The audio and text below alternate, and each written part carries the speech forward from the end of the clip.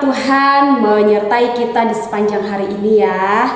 Bu Samsinar senang ketemu kembali dengan anak-anak melalui pelajaran kita hari ini. Apakah anak-anak suka atau senang nggak ketemu sama Bu Samsinar? Senang ya, puji Tuhan. Baik, kita akan memulai pelajaran kita. Mulai dulu dengan doa. Yuk doa sama-sama yuk di hadapan Tuhan. Kita percaya walaupun kita jauh nih, Ibu Samsinar di sini, kamu di rumah, tapi kita bisa satu di dalam Roh Kudus. Yuk lipat tanganmu, tutup mata, kita bersatu di dalam doa. Tuhan Yesus, kami mengucap syukur buat hari yang baru Tuhan berikan untuk kami. Kami boleh menikmati hari ini. Kami juga akan melakukan semua kegiatan kami. Tolong kami melakukannya dengan sukacita, dengan hati yang bergembira, supaya apa yang kami lakukan boleh menyenangkan hati Tuhan. Kami akan mulai pelajaran agama Kristen lagi Tuhan. Hikmat-Mu menyertai kami. Dalam nama Tuhan Yesus kami berdoa dan bersyukur. Amin. Amin. Masih melanjutkan pelajaran minggu yang lalu anak-anak ya. Masih ingat minggu yang lalu kita belajar tentang apa ya? Oh iya, menerima atau saling menerima keterbatasan.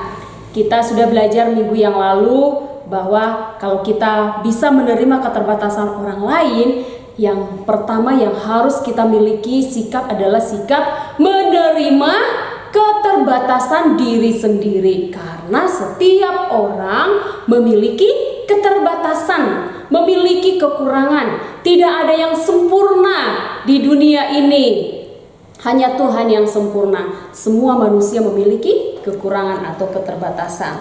Nah, lalu kita akan belajar hari ini anak-anak bahwa kita ini harus menerima keterbatasan orang lain juga. Harus menerima dan memahami, menyadari bahwa orang lain memiliki kekurangan. Siapa orang lain itu? Bisa orang tua kita, bisa saudara kita, bisa bapak pendeta kita, bisa teman-teman kita, orang-orang yang ada di sekitar kita. Mereka memiliki kekurangan atau keterbatasan. Jadi kita tidak boleh mengejek kekurangannya. Kita tidak boleh menghina ketika seseorang punya kekurangan. Tidak boleh menyepelekan orang lain ketika dia memiliki kekurangan. Kita tidak boleh menganggap sepele orang lain ketika kita tahu kelemahannya, kekurangannya, dan keterbatasannya. Karena kita pun punya keterbatasan dan kekurangan. Nah anak-anak, kita akan melihat lagi ya kisah dari Alkitab hari ini yang boleh mengajarkan kepada kita supaya kita boleh menghargai, menghormati kekurangan atau keterbatasan orang lain. Oke, setuju ya? Paham ya? Paham ya? Mengerti ya sampai di sini? Baik, Bu harap paham. Nah, kita akan melihat di dalam kisah di dalam Matius 18 ayat 28 tentang seorang raja yang hendak mengadakan perhitungan dengan hamba-hambanya. Lalu diperhadapkanlah kepadanya seorang hamba yang punya banyak hutang. Tetapi si hamba itu tidak mampu membayar hutangnya. Maka raja memerintahkan supaya hamba itu bersama keluarganya harus dijual karena tidak mampu membayar hutang kepada raja. Lalu si hamba itu memohon dengan sangat kepada raja, memohon pengampunan dari raja. Akhirnya raja itu pun berbelas kasih dan mengampuni hamba itu, bahkan menghapuskan semua hutang-hutang hamba itu. Wah, baik nggak raja itu? Anak-anak, baik ya, punya belas kasih. Nah, hamba yang tadi dia punya teman. Temannya itu punya hutang kepadanya. Lalu si hamba tadi menagih, "Hai, mana hutangmu? Hai, bayarkan hutangmu." Temannya yang punya hutang kepadanya, dia tidak bisa juga membayarkan hutangnya kepada hamba itu. Lalu si hamba itu mau menangkapnya, berkata-kata kasar, lalu memanjarakan temannya itu. Akhirnya raja tadi yang memberikan pengampunan kepada si hamba mendengar bahwa teman dari si hamba tadi diperlakukan kasar, dipenjara, ditangkap. Oleh karena apa? Tidak melunasi hutang-hutangnya. Lalu raja itu datang kepada hamba itu, dia menangkap hamba itu dan memberikan hamba itu kepada algojo supaya apa ya, dia diserahkan pada algojo, disiksa. Nah, jadi wajar ya, wajar diperlakukan seperti itu. Nah, anak-anak, raja yang baik itu adalah contoh orang yang menerima keterbatasan orang lain. Contoh orang yang menerima kekurangan orang lain. Raja itu menerima keterbatasan dari hamba tadi. Tetapi hamba itu adalah contoh orang yang tidak menyadari akan keterbatasan dirinya sendiri, sehingga ia tidak mau menerima keterbatasan dan kekurangan orang lain, sehingga dia berlaku kasar, dia tidak memberi pengampunan kepada orang lain. Itu adalah orang hamba yang jahat. Nah, orang yang menerima dan menyadari kekurangan dan keterbatasan diri sendiri akan bersyukur kepada Tuhan dan akan berterima kasih kepada kebaikan orang lain. Orang yang menerima keterbatasan orang lain akan menunjukkan kebaikan hatinya pada orang lain.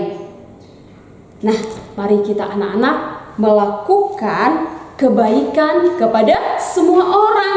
Karena ketika kita melakukan kebaikan kepada semua orang, itu membuktikan, itu menunjukkan kita menerima apa? Kekurangan orang lain.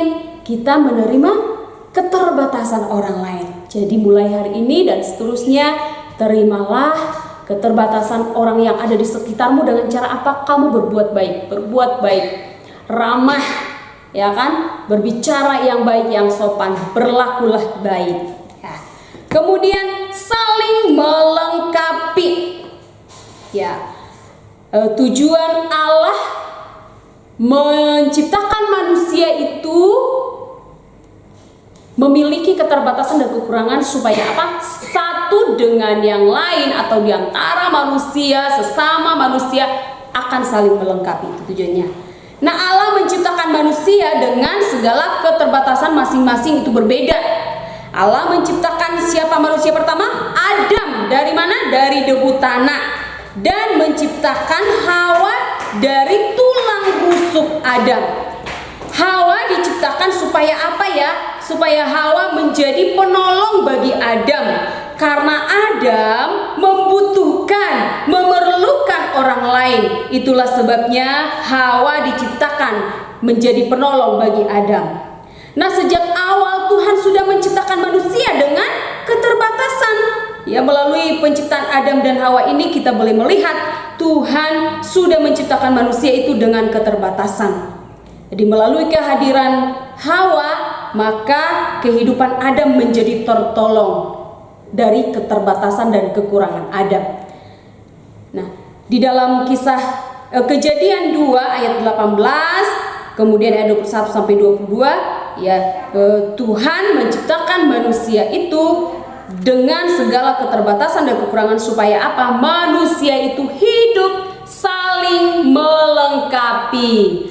Hawa melengkapi Adam, Adam juga melengkapi kekurangan Hawa. Demikian kita sekarang ini, satu dengan yang lain kehadiran kita melengkapi kekurangan orang lain. Di dalam Nehemia pasal yang ketiga, kemudian pasal yang keempat menceritakan Nehemia mau membangun kembali tembok Yerusalem atas perintah Tuhan Allah Israel. Nah, Nehemia ini hanyalah seorang yang sederhana, pekerja biasa. Dia adalah seorang penyaji anggur di kerajaan Artasasta. Dia merasa tidak mampu, anak-anak. Dia merasa sendiri untuk membangun tembok yang Tuhan suruh kepadanya. Sehingga apa yang dia lakukan? Dia mengumpulkan para tua-tua Israel, orang-orang Israel, untuk bersama-sama membangun tembok Yerusalem itu sesuai dengan kemampuan mereka masing-masing. Ada yang bisa sebagai tukang batu, ada yang bisa sebagai tukang bangunan, dan lain sebagainya. Mereka punya kemampuan yang berbeda-beda satu dengan yang lain, tetapi mereka saling melengkapi. Mereka bergotong royong setiap hari sesuai dengan kemampuan yang mereka miliki masing-masing. Nah, hal ini meneladankan bahwa manusia dapat berhasil melakukan sesuatu karena ada apa? Kerjasama. Karena ada apa? Saling melengkapi. Ya, keberhasilan boleh terjadi karena apa? Saling mendukung. Jadi walaupun berbeda, ternyata dapat bekerja sama. Walaupun berbeda satu dengan yang lain kemampuannya, ada kekurangannya juga, rupanya bisa saling melengkapi juga dan saling mendukung. Nah, artinya anak-anak bahwa tidak ada manusia yang dapat apa? Hidup sendirian di dunia ini.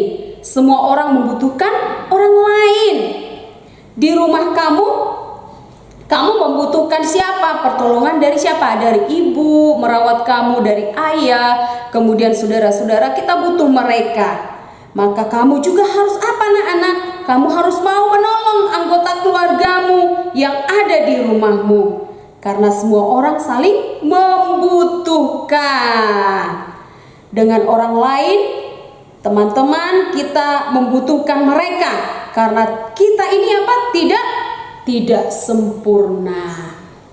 Ya, coba ingat teman-temanmu, coba ingat anggota keluargamu. Pasti memiliki yang namanya kekurangan, memiliki kemampuan. Semua itu Tuhan buat supaya kita boleh saling melengkapi, saling mendukung, saling mau bekerja sama, sehingga akan tercipta satu hasil yang baik untuk sesuatu yang kita rencanakan. Nah, ini pelajaran kita anak-anak. Bersyukurlah untuk kekurangan yang ada di dalam dirimu, keterbatasan yang ada di dalam dirimu. Kamu tahu dan sudah tahu apa yang menjadi keterbatasanmu. Bagaimana sikapmu terhadap keterbatasanmu? Dan melalui keterbatasan yang kita miliki ini, itu bertujuan untuk kita boleh saling melengkapi satu dengan yang lain. Nah, anak, hari ini akan mengerjakan tugas untuk menjelaskan melalui apa yang Bu Samsinar sampaikan ini. Ketika kamu gak memahami, coba diulang lagi, didengarkan, pasti kamu memahaminya. Ketika kamu memahami apa yang Bu Samsinar sampaikan hari ini tentang menghargai keterbatasan diri sendiri dan orang lain, maka kamu akan bisa mengerjakan tugas ini, menjawab ya. Nah, tugasmu adalah menjelaskan bagaimana sikapmu terhadap keterbatasan yang ada di dalam dirimu. Bagaimana sikapmu? Bagaimana responmu terhadap keterbatasan dalam dirimu, kekurangan dalam dirimu? Dan bagaimana sikapmu terhadap keterbatasan orang lain? Tuh pertanyaan yang pertama. Kemudian yang kedua, apa yang harus kamu lakukan untuk saling melengkapi satu dengan yang lain? Apa yang harus kamu lakukan? Ya, kalau paham apa yang Bu Samsinar sampaikan tadi, penjelasan pasti bisa menjawabnya. Baiklah anak-anak, sampai di sini pertemuan kita. Tetap semangat belajar di rumah, berdoa terus, jaga kesehatan. Tuhan Yesus memberkati kita anak-anak. Isi absennya di kolom komentar YouTube ini. Jangan lupa like, yang belum subscribe tolong di subscribe. Yuk kita berdoa sama-sama. Tuhan Yesus yang baik, kami mengucap syukur kepadamu. Engkau Allah yang menciptakan kami dengan semua keterbatasan, kekurangan, bahkan kelebihan yang ada di dalam diri kami. Kami tahu dan mengerti sekarang segala kekurangan yang ada di dalam diri kami bertujuan supaya kami boleh saling melengkapi satu dengan yang lain. Kami membutuhkan orang lain juga membutuhkan kami. Pakai kami Tuhan untuk menjadi berkat-Mu di tengah-tengah keluarga, tengah-tengah gereja, sekolah, bahkan di tengah-tengah lingkungan. Pakai kami menjadi anak-anak yang berguna, yang menjadi saluran berkat Tuhan. Berkati setiap anak-anak kelas 4, orang tua dimanapun mereka berada, berkati pekerjaan mereka, berkati sekolah kami SD Permata Bangsa. Tuhan memberkati. Terpujilah namamu, Yesus Kristus adalah Tuhan dan Juru Selamat kami. Haleluya. Semua katakan amin. Amin. Baik, sampai ketemu minggu depan anak-anak. Tuhan Yesus memberkati.